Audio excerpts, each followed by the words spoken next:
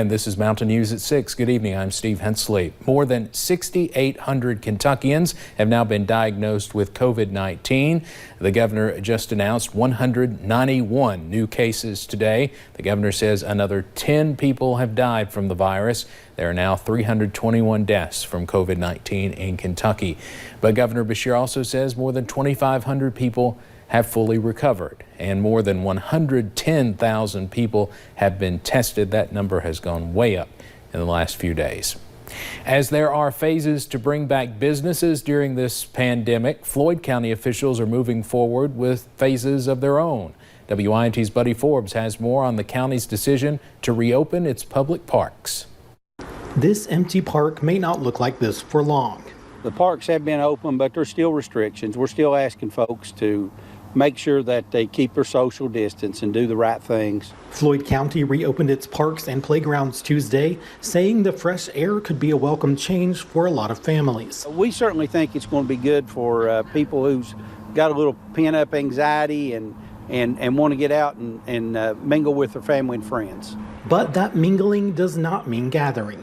Judge Executive Robbie Williams says it will only work if people continue to be cautious and take care of each other.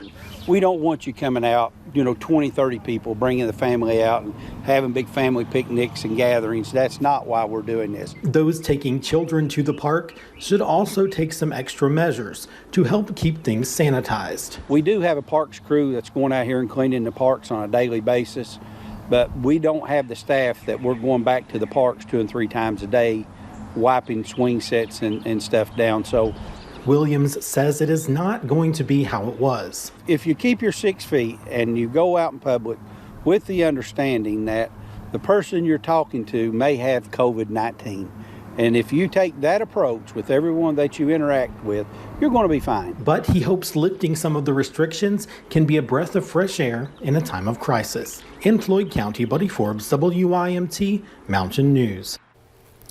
Yesterday, the Kentucky Career Center announced that Red Hawk Mining suspended its work in the Spurlock complex in Floyd County, leaving nearly 200 miners out of work. The company says COVID-19 is a contributing factor. Judge Executive Robbie Williams says the loss is a hit for the miners, their families, and the county as a whole.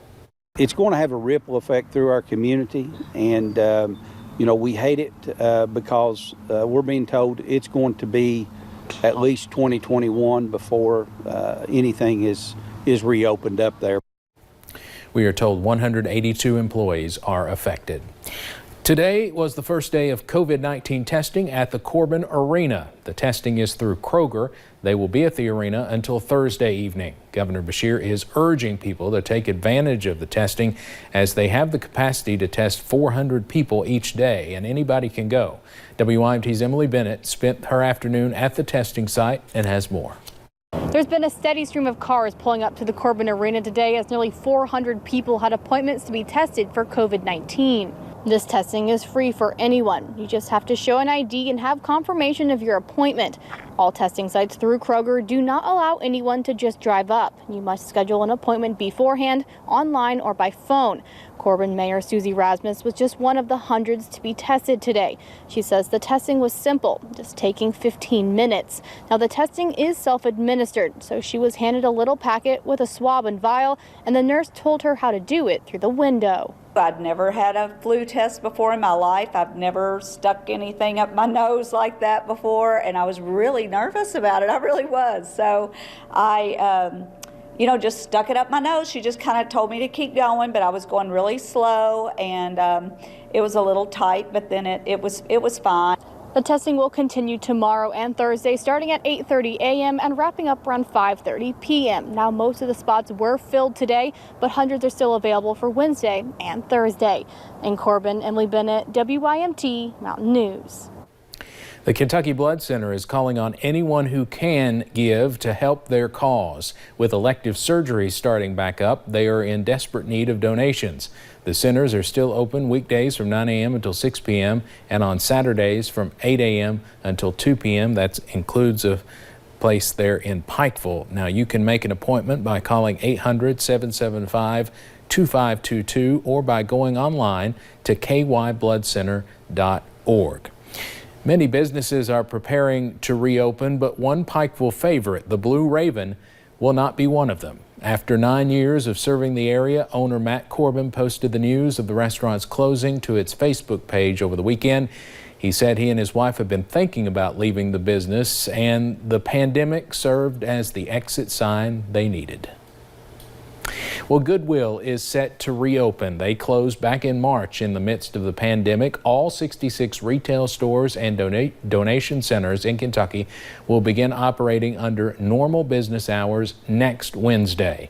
Roughly 1,000 of the organization's 1,700 employees were furloughed. More than 90% of employees will be allowed to return to work.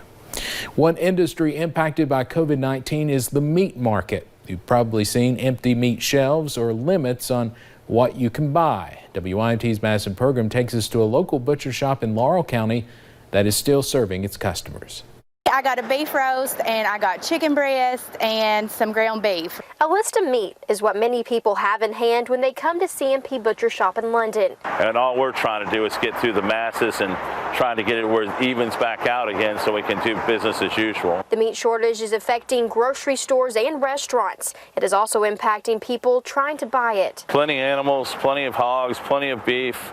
The problem is trying to get them slaughtered and cut. Tony Thorpe, the owner of the local store, says it's all about simple economics, or more importantly, supply and demand.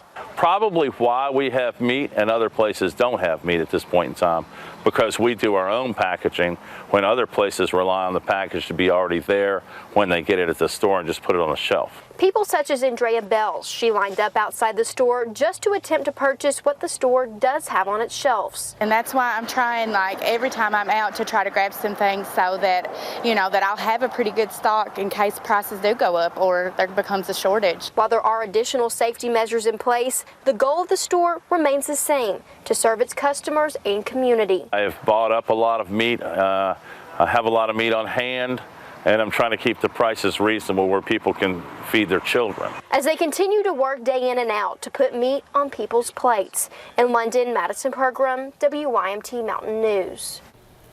Thorpe says he thinks the market will get tougher in the next 4 to 6 weeks. A federal lawsuit filed against Governor Beshear claims the state is violating the First and 14th Amendments. The lawsuit points to restrictions on where people can protest on Capitol grounds. Parts of the Capitol were blocked off after a protest last month. The lawsuit says another Capitol protest is being planned for May 23rd.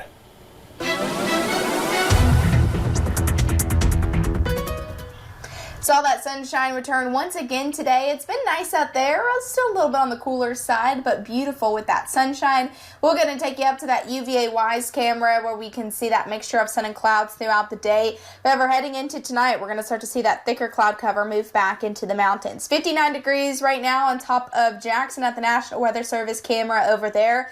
They're also seeing that mixture of sun and clouds, looking pretty green over there. Most of us into the upper 50s to lower 60s, 59 in Harlan, 58 in Prestonsburg, 57 in Moorhead, and 59 down into Williamsburg, 62 in Middlesboro, definitely the warm spot across the area. Satellite and radar showing those clouds that we've kind of seen on and off throughout the day, not looking too bad, but later tonight we do start to bring back thicker cloud cover and a few more rain chances. Tonight temperatures drop into the low to mid 40s, so we finally say goodbye to the freeze warning, the frost advisories, the freeze watches, all of those we've dealt with the past several days. Clouds will continue to increase, and that's because rain chances start to return heading into tomorrow. So we're looking at pretty gloomy conditions. However, after that, we will finally warm up and see very nice temperatures return to the mountains. Scattered showers and storms possible by the end of the weekend into the weekend. I'll have more details on that coming up in a little bit. All right, thank you, Paige. Well, tonight marks 1 month since that windstorm rolled through on Easter Sunday, knocking out power to more than 60,000 people and leaving widespread damage in its wake. While many have cleaned up, others are still looking at the mess they have to deal with.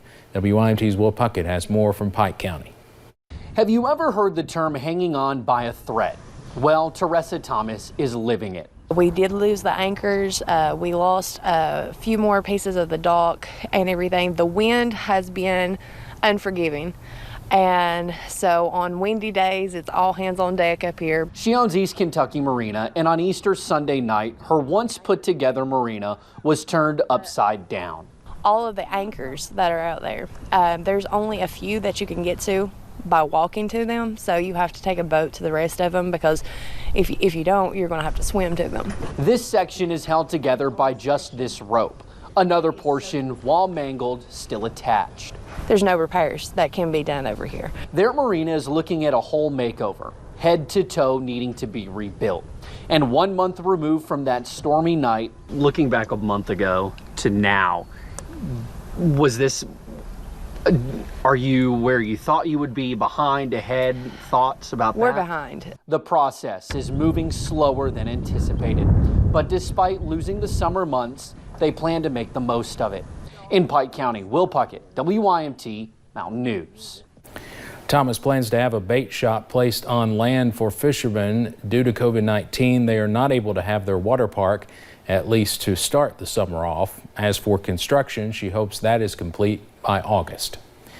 A grand jury will hear a Bell County murder case. Police arrested Wade Hewitt earlier this month. He is accused of killing his brother in Bell County. Hewitt faces a murder charge and is being held on a $250,000 cash bond. It is unclear what led to the murder. Meanwhile, a Clay County grand jury will hear a shooting case. Timothy Madden is facing a charge of first-degree assault. Investigators say Madden and his brother were arguing over tools. When police arrived, they found the brother shot in the head. He was flown to the University of Kentucky Hospital for his injuries. We want to go now to a developing story out of Rockcastle County that we've been following since 4 o'clock. 2 people have died at a home in Brodhead, and that includes a small child. State police got the call just after 2 o'clock this afternoon at an apartment complex off Castle Valley Drive. State police say the 2 people that died were a man and a small child. Both died from a shooting. Police say they do not expect to make an arrest, but would not elaborate. Right now, there's simply more questions than answers. We don't think there's anybody out on the run. We're probably not going to make an arrest in this investigation. It's just it's a sad day for Brodhead and a sad day for Rockcastle County. Short time ago, the coroner arrived at the scene. Investigators expect them to be there for several more hours. Of course, we'll keep you updated on this on WYMT.com and have a full report coming up tonight at 11. Today was the 12th Fire Summit and the first 100% virtual one. The Fire Summit stands for Forging Innovation in Rural Education. Nearly 300 educators from across the region gathered to share and learn new techniques and information to advance education for kids in and out of the classroom. For the first time in the summit's history, 30 Transition Innovation Learning Grants will connect regular education and special education to work together. Lisa Ammerman, a special education teacher in Lee County, says this type of grant has impacted her kids' futures. My kids, especially with the welding program, it is a motivator for a real world career. The 4 sessions today included transition innovation, building it forward, micro-credentials, and activating catalytic transformation.